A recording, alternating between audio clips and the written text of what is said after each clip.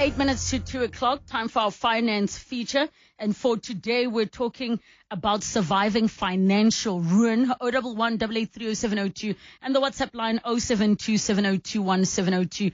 We're joined by Natasha Huggett Henchie, a principal consultant at advisory firm NMG Benefits. Natasha, thank you so much for rescheduling and coming through.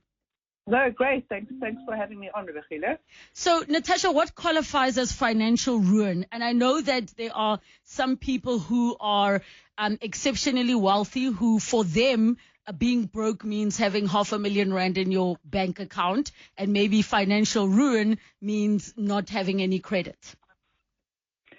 So I think for your typical average South African, I think financial ruin is when you get yourself into that debt spiral.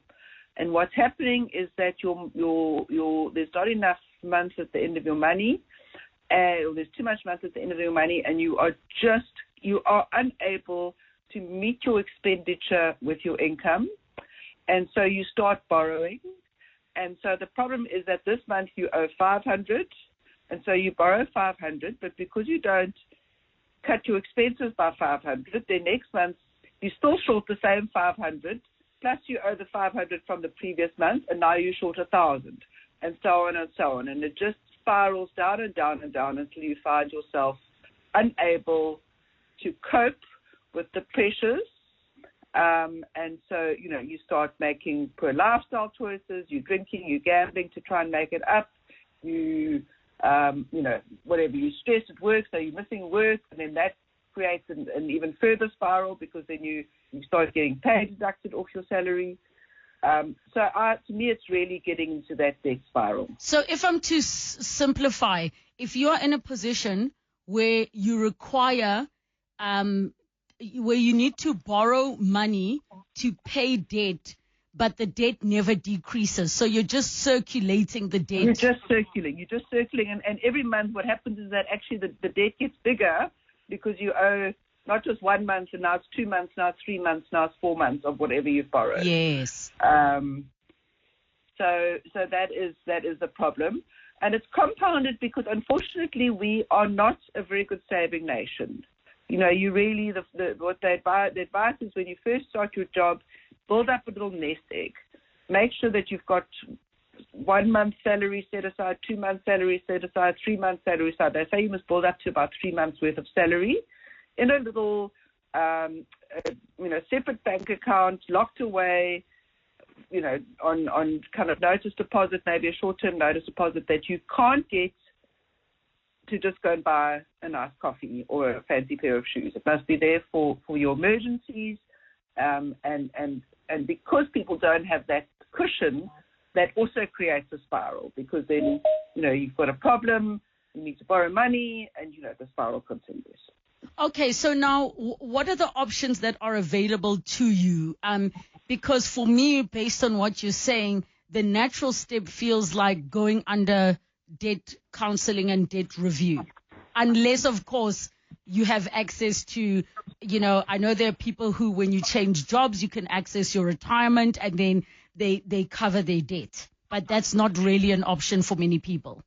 That's not really an option for many people. And also it means that you're robbing your future self because then your money that's set aside for your future retirement is going towards your short-term debt.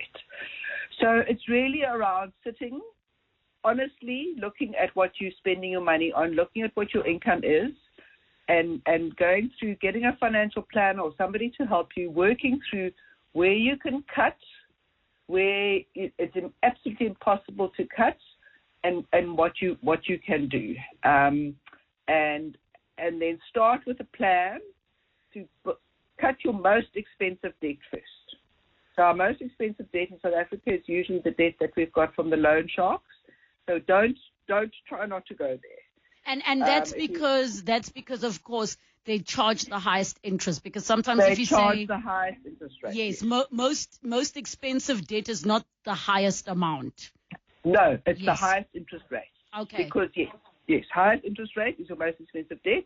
So cut that debt. So pay that debt first, then pay your credit cards, then pay your store cards, then so just work out a plan and try and also, look at, very often people have multiple financial products where they actually, they've actually got, for example, some life insurance, group life insurance with a company, and then they've got their own individual life insurance. Like, do that assessment. Do I need double, so then maybe cut that life insurance because I've got the life insurance at my company. So look at your full financial circumstances. Where are you spending and where are you double spending?